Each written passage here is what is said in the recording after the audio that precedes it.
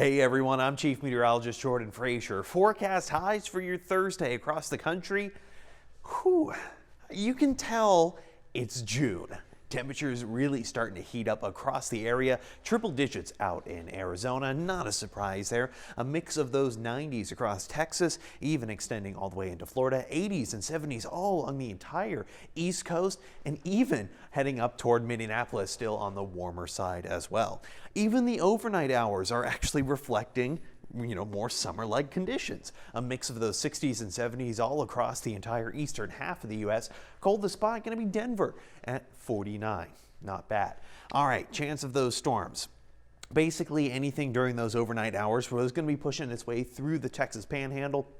Not seeing a ton of activity until later in the afternoon, mainly out toward West Texas. Couple of those bands, but then some stronger stuff pushing its way all the way into central Oklahoma. That's when that next risk comes in. That entire system pushes its way out into Tennessee, even the northern parts of Alabama, expecting that level 2 risk for severe weather. Then the level 2 risk mainly going to represent, some decent sized hail, some strong wind gusts, and that isolated tornado potential. As this entire thing moves out, lots of rain, mainly along the eastern seaboard, and then moving out into the central U.S., actually getting a bit of a break for a bit until you see this big low pressure system just north of those Great Lakes. How much rainfall can we see from all this? Well, anything in red is going to point out toward anything about 3 inches, really starting to ramp back up in Oklahoma and even the Texas Panhandle. Hey, a lot of that orange popping in there as well, going to represent closer to about 4 to even 5 inches of rainfall.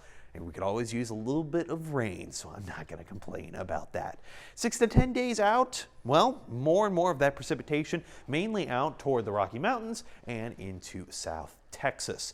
But as you push your way toward the end of the week into the weekend, hey, how's the first weekend of June looking? I see a mix of 80s and 90s, even all the way out in Spokane too. Phoenix easily getting into those triple digits. Denver seeing a bit of those all over the place kind of temperatures, but that's very typical in the Rockies. A mix of 90s all across much of Texas, no surprise. Heading to the southeast, yeah, actually 80s, 90s, pretty on par with most of those spring type forecasts. Even heading out towards St. Louis, 83 by Sunday, Louisville 82 by Sunday, Charlotte at about 85.